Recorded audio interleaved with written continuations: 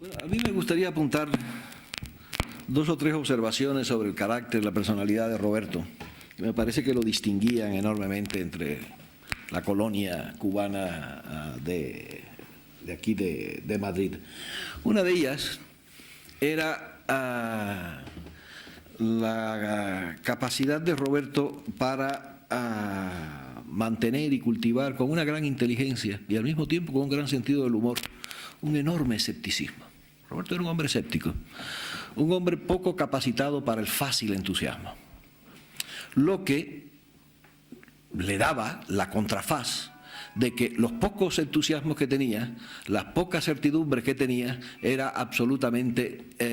responsable de ellas y podía ir hasta las últimas consecuencias en ellas. A diferencia de muchos de nosotros, de los cubanos, que somos tan gregarios y nos dispersamos y nos encanta el roce multitudinario, a veces Roberto no. Roberto yo no creo que fuera un hombre gregario. Era un hombre que cultivaba la amistad, que tenía amigos, tenía un número selecto de amigos, pero no selectos por convicción emocional y por convicciones que no necesariamente venían del cultivo de la inteligencia excesiva de unos o de otros, sino que sabía ser leal a ese poco número de amigos realmente que tenía Roberto, lo que tampoco le impedía que fuese enormemente generoso en su tiempo, en su inteligencia, en su capacidad para la escritura. Son muchos los amigos, los conocidos de Roberto que le deben pues unos cuantos libros que andan dando vuelta por ahí, en los que Roberto se volcó con una gran capacidad de trabajo y superando un montón de inconvenientes para dar a la luz testimonios que él consideraba que eran importantes. Y le dedicaba tiempo a eso, le dedicó, y por ahí hay unos cuantos libros, sobre todo libros sobre el cine, sobre el teatro cubano, en los que él intervino y prácticamente fue el factotum, el hombre capaz de ordenar aquello y darle sentido a los originales que le traían los amigos. Así que en primer lugar, ese escepticismo, ese sano, inteligente escepticismo que había en Roberto y esa condición de no gregario, como solemos ser muchos de los cubanos, y lo que yo creo que le daba también una manera de ser y estar entre nosotros muy singular y muy particular. Roberto, efectivamente, como decía Irma,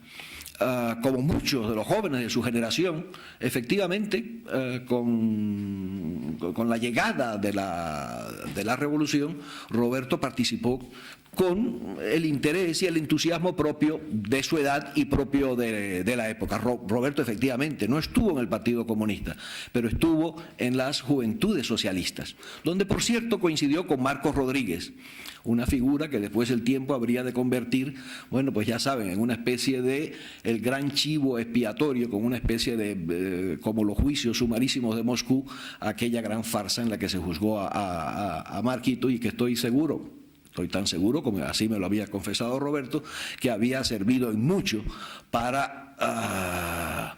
estremecer la conciencia de Roberto ante la evolución que estaba teniendo aquello. Y Roberto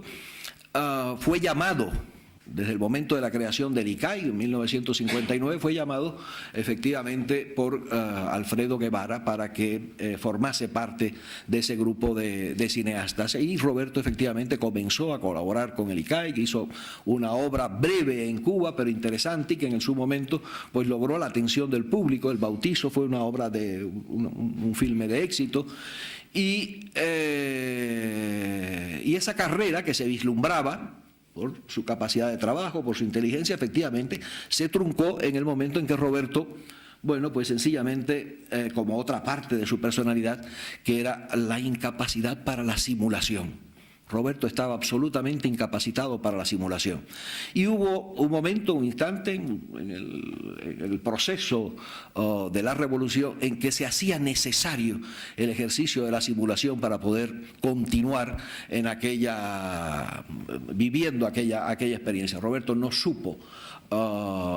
ejercer la simulación, y con la misma honradez con que había vivido siempre se lo dijo a sí mismo a Alfredo Guevara. Alfredo Guevara, un hombre inteligente, tan interino, como que había escogido a Roberto para formar parte del equipo fundacional del ICAIC, se dio cuenta que sí, que Roberto pues estaba incapacitado. Y se favoreció la circunstancia para que Roberto se fuese a Roma, supuestamente en la ficción de que iba a continuar sus estudios cinematográficos. En Roma coincidió Roberto con otras dos grandes figuras coetáneas suyas de su propia generación, Albert Casey por una parte y Nivaria Tejera por otra, es decir, dos grandes figuras de las letras cubanas cercanos a Roberto, y los tres, Nivaria estaba de consejera cultural en Roma, Albert Casey estaba de paso, pero de un paso más bien como para quedarse, y de hecho se quedó. Luego la soledad, el sufrimiento, lo que fuera, la lluvia, el tiempo, hizo que Albert, bueno, pues optase por el suicidio, mientras que Nivaria optó por el exilio. Dejó Roma y se fue a París. Roberto optó por el exilio, dejó Roma y se vino felizmente para nosotros aquí a Madrid. Y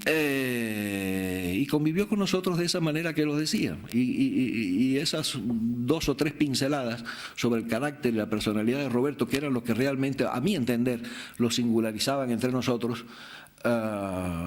es el testimonio que yo quiero dejar.